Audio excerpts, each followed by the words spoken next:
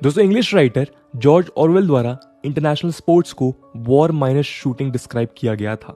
International sports countries के बीच एक ऐसी वॉर है जिसमें केवल गोलियां नहीं चलाई जाती, पर बाकी सारी चीजें वैसी ही हैं।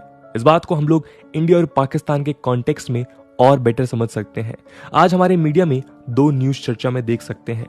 पहली न्यूज है कश्मीर में माइग्रेंट लेबर्स और रिलीजियस माइनॉरिटीज के अगेंस्ट हो रही वायलेंस, और दूसरी न्यूज है इंडिया और पाकिस्तान द्वारा अक्टूबर 24 को खेला जाने वाला T20 वर्ल्ड कप मैच, जहां कोई पाकिस्तान द्वारा हमारे देश में स्टेट स्पॉन्सर टेररिज्म फैलाया जा रहा है और जम्मू कश्मीर में माइग्रेंट्स पे हमले किए जा रहे हैं। वहीं हमारी प्रायर कमिटमेंट्स के कारण दुबई में होने वाला ये मैच हमारी टीम को पाकिस्तान के अगेंस्ट खेलनी पड़ रही है। इस मैच ने इंडिया में कई सवालों को फिर से जन्म दे दिया है। क्या इंडिया को पाकिस्तान के साथ किसी भी तरह की रिलेशनशिप रखनी चाहिए, स्पेशली जब हम उसके एक्शन को कश्मीर में यूं देख सकते हैं, या फिर इंटरनेशनल स्पोर्ट्स को आपस की कॉन्फ्लिक्ट से अलग रखकर स्पोर्ट्समैन की जिम्मेदारी निभाई जाए। दोस्तों, हमारी आज के वीडियो का मकसद इंडिया में जनरेटेड इसी डिबेट को एड्रेस करना है, जिसने इंडिया और पाकिस्तान के बीच के स्पोर्ट्स रिलेशंस को मल्टीपल कलर्स प्रोवाइड किए हैं। आज के इस डिस्कशन के माध्यम से स्पोर्ट्स और ग्लोबल पॉलिटिक्स के बीच के रिश्ते को डिकोड करने का प्रयास करेंगे, जिससे इंडिया के हिस्टोरिकल और करंट स्टैंड को समझा जा सके। आइए शुरू करते हैं आज का डिस्कशन। दोस्तों, इंटरनेशनल स्पोर्ट्स का कॉन्सेप्ट मॉडर्न वर्ल्ड में कई मायनों में डिफाइन किया जाता है, जहां एक और इसे कल्चरल, सोशल और पॉलिटिकल इंटीग्रेशन के तौर पे प्रमोट किया जाता है, जहां कई देश आपस में डिफरेंस को भूलकर किसी इवेंट में जॉइंटली पार्टिसिपेट करते हैं। वहीं ये स्पोर्ट्स आज के समय में ग्रेट इकोनॉमिक इवेंट्स की तरह भी उभर कर आए हैं। इन सारे सिग्निफिकेंसेस के अलावा स्पोर्ट्स ऑर्गेनाइजेशंस ने इसे एक न्यूट्रल प्लेटफॉर्म की तरह भी डेवलप किया है, जहां आपस की कॉन्फ्लिक्ट्स और डिफरेंसेस को भूलकर कंट्रीज एक दूसरे के साथ अनबायस्ड होकर इंटरैक्ट कर सकते हैं।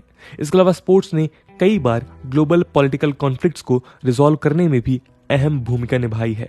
इसका एक सटीक एग्जांपल है यूएस चाइना के बीच की पिंग पोंग डिप्लोमेसी। दोस्तों, 1950 में कोरियन वॉर में चाइनीज एंट्री के बाद यूएस ने अगले 20 सालों तक चाइना के साथ किसी भी तरह के इकोनॉमिक या डिप्लोमेटिक रिलेशन स्टैब्लिश करने से इनकार कर दिया था। यूएस द्वारा लगाया गया ये बैन 1971 में जापान में कंडक्ट हुए 31st world table tennis championship तक एक्सटेंड रहा। इस इवेंट में US table tennis player Glenn कोवन द्वारा चाइनीज बस में ट्रैवल करने के दौरान चाइनीज प्लेयर जुआंग जिडोंग द्वारा शो किया गया जेस्चर आने वाले समय में यूएस और चाइना के बीच डिप्लोमेटिक रिलेशन स्टैब्लिश करने का कारण बनी। चाइना में टेबल टेनिस को पिंग पोंग कहा जाता है, और इसी कारण से टेबल टेनिस गेम के दौरान यूएस और चाइना के बीच डेवलप हुए इस डिप्लोमेटिक रिलेशंस को पिंग पोंग डिप्लोमेसी का नाम दिया गया है।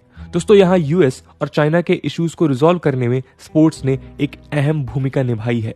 ऐसे और कई दूसरे इवेंट्स के कारण इंटरनेशनल स्पोर्ट्स को एक न्यूट्रल ओकेजन की तरह प्रोजेक्ट किया जाता है, जिससे कंट्रीज के बीच इंटरेक्शंस बढ़ सके। लेकिन इन एफर्ट्स के बावजूद हम कई ऐसे इवेंट्स देख सकते हैं जहां कंट्रीज के बीच की कॉन्फ्लिक्ट्स ने इंटरनेशनल स्पोर्ट्स प्लेटफॉर्म पे अपना इम्पैक्ट डाला हो। कंट्रीज अपने ऑपोजिशन और प्रोटेस्ट को इंटरनेशनली प्रोजेक्ट करने के लिए कई बार स्पोर्ट्स इवेंट्स को अपना प्लेटफॉर्म बनाती हैं। एग्जाम्पल के तौर पे यदि 1956 ऑस्ट्रेलिया ओलंपिक्स की बात की जाए तो ये ऐसे न्यूमरस बॉयकॉट्स का एग्जाम्पल बना। ओपनिंग सेरेमनी के कुछ दिनों पहले ही सोवियत यूनियन द्वारा हंगरी को इन्वेड करने के एक्शन को अपोज करने के लिए नीदरलैंड्स, स्पेन और स्विट्जरलैंड जैसी कंट्रीज ने ओलंपिक का बॉयकॉट किया। इसी ओलंपिक्स में ब्रिटिश, इजराइल और फ्रांस द्वारा सुएज कैनाल को कैप्चर करने के एक्ट को अपोज करते हुए इजिप्ट, इराक और लेबनान ने 1956 ओलंपिक्स को बॉयकॉट किया। गेम्स को बॉयकॉट करने का सबसे सीवियर डिसीजन चाइना का था, जिसने 1980 विंटर गेम्स तक ओलंपिक में रिटर्न नहीं किया। कारण था ताइवान को एक सेपरेट कंट्री की तरह ओलंपिक्स में पार्टिसिपेट करने की परमिशन देना। 1976 में भी कुछ ऐसा ही नजारा हमें देखने को मिलता है। न्यूजीलैंड रग्बी टीम द्वारा साउथ अफ्रीका विजिट करना कई अफ्रीकन कंट्रीज को ऑफेंड करने का कारण बना। साउथ अफ्रीकन गवर्नमेंट ने सोवेतो राइट्स के दौरान लगभग 300 प्रोटेस्टर्स की जानें ली थी, जो रेसिज्म के अगेंस्ट प्रोटेस्ट कर रहे थे।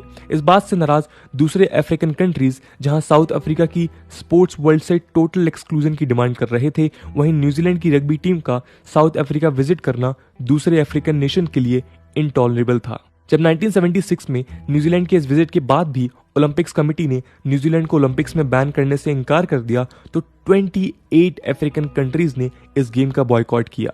इस बॉयकॉट ने न केवल गेम्स के ऊपर इफेक्ट डाला बल्कि वर्ल्ड में चेंज होती हुई सोशल और पॉलिटिकल थॉट को भी सबके सामने रखा।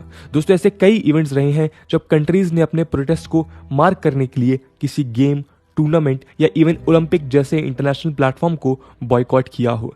इवन रिसेंटली एक अल्जीरियन जूडो कॉम्पिटिटर ने इजरायली ओपोनेंट के साथ पार्टिसिपेट करने से इनकार करते हुए टोक्यो ओलंपिक से क्विट कर दिया। ये सारे बॉयकॉट्स कंट्रीज के उस प्रोटेस्ट को शो करती हैं जिन्हें वो अपने देश से बाहर इंटरनेशनल प्लेटफॉर्म्स तक स्प्रेड करना चाहती हैं। बॉयकॉटिंग कंट्रीज का यदि पक्ष जाना जाए तो उनका यही मानना है कि अपोजिंग कंट्रीज द्वारा किए गए एक्ट्स के बाद उनसे किसी भी तरह के रिलेशंस मेंटेन करना उनके नेशनल रिस्पेक्ट के लिए एक्सेप्टेबल नहीं है। वहीं दूसरे पार्टिसिपेंट्स का कहना है कि स्पोर्ट्स को ग्लोबल पॉलिटिक्स से बाहर रखना आइडियल स्पोर्ट्समैनशिप की पहचान है और कंट्रीज के आपस के कॉन्फ्लिक्ट्स स्पोर्ट्स जैसे इवेंट से दूर रखे जाने चाहिए। दोस्तों, यदि इंडिया और पाकिस्तान को इस कॉन्टेक्स्ट में देखा जाए तो सिचुएशन थोड़ी अलग है। आइए समझते हैं नेक्स्ट सेक्शन में।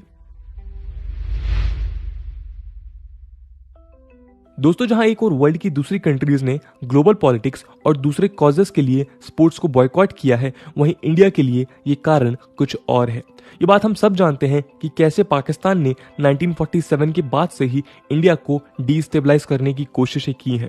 कई अटैक्स और इंसर्जेंसीज के बाद भी इंडिया ने इस कॉन्फ्लिक्ट को स्पोर्ट्स जैसे न्यूट्रल डोमेन में स्प्रेड नहीं होने दिया और माइनर फ्लक्चुएशंस के साथ दोनों देशों के बीच स्पोर्ट्स रिलेशन बने रहे। इंडिया ने कश्मीर के मुद्दे को इंडिया के लिए सोवर्निटी और इंटीग्रिटी चैलेंज बनने के बाद भी 1990 से 2008 तक पाकिस्तान के साथ स्पोर्ट्स रिलेशन शेयर किए, लेकिन 2008 के मुंबई अटैक्स के बाद इंडिया ने अपना स्टैंड बदला।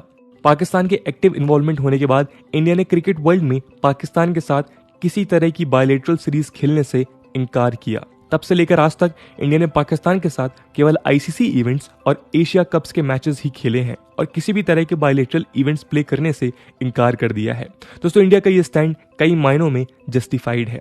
जब इंडिया इस बात को क्लियरली देख सकता है कि पाकिस्तान कश्मीर और देश के दूसरे हिस्सों को किस तरह से डिस्टेबलाइज कर इंडिया की इंटीग्रिटी को चैलेंज करना चाहता है, तो ऐसे समय में पाकिस्तान क्रिकेट टीम के साथ स्पोर्ट्स रिलेशन स्टैब्लिश करने का कोई वैलिड रीजन नहीं है।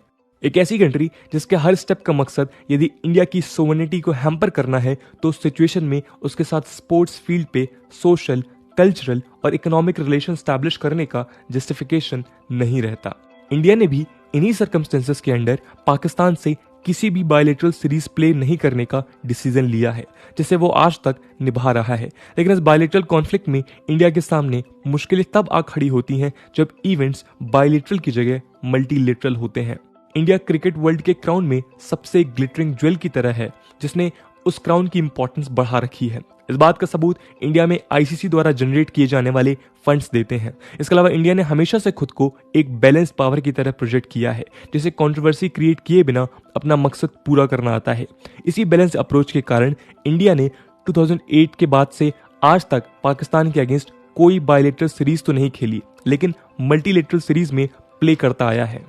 इंडिया ने अपने मिक्स्ड रिस्पॉन्स के साथ इस बात को पाकिस्तान के सामने क्लियर कर दिया है कि जब तक पाकिस्तान इंडिया में अपने टेरर अटैक्स नहीं रोकता, इंडिया किसी भी तरह के स्पोर्ट्स या दूसरे बायलैटरल रिलेशंस स्टैब्लिश करने के पक्ष में नहीं है। बीसीसीआई इंडिया की वो ऑर्गेनाइजेशन है जिसने स्पोर्ट्स एथिक्स की फुलफिलमेंट में कभी इंडिया के इंटरेस्ट को सेक्रीफाइस नहीं किया है। आज कश्मीर में माइग्रेंट्स के अगेंस्ट हो रहे वायलेंस ने पाकिस्तान को क्रिकेट वर्ल्ड में बॉयकॉट करने की सेंटीमेंट इंडिया में इंक्रीज कर दी है। कई इंडिविजुअल्स और पॉलिटिशियंस द्वारा जहां 24 अक्टूबर को होने वाले इस मैच को इंडिया द्वारा बॉयकॉट करने के सजेशन दिए जा रहे हैं, वहीं बीसीसीआई इसे एक प्रायर कमिटमेंट के तौर पे देख रही है जो इंडियन टीम ने आईसीसी से की है। यदि इंडिया ने किसी इंटरनेशनल इवेंट से पहले उस सीरीज के अंत तक जुड़े रहने की कमिटमेंट की है, तो स्पोर्ट्समैन एथिक्स को कंसीडर करते हुए इंडिया शायद अपनी कमिटमेंट पूरी करे। लेकिन जो भी हो दोस्तों, इस डिसीजन के पॉलिटिकल स्टॉर्म में हमें बीसीसीआई और उसकी लीडरशिप पे भरोसा करना चाहिए, जहां वो इंडिया के इंटरेस्ट के अगेंस्ट कोई डिसीजन नहीं लेंगे। बीसीसीआई और गवर्नमेंट आज इंडिया के इंटरेस्ट को भली भांति समझते हैं और इस कॉन्टेक्स्ट में लिया गया फैसला इंडिया के बेटरमेंट के लिए ही किया जाएगा। दोस्तों, इस मुद्दे को लेकर आपका क्या ओपिनियन है?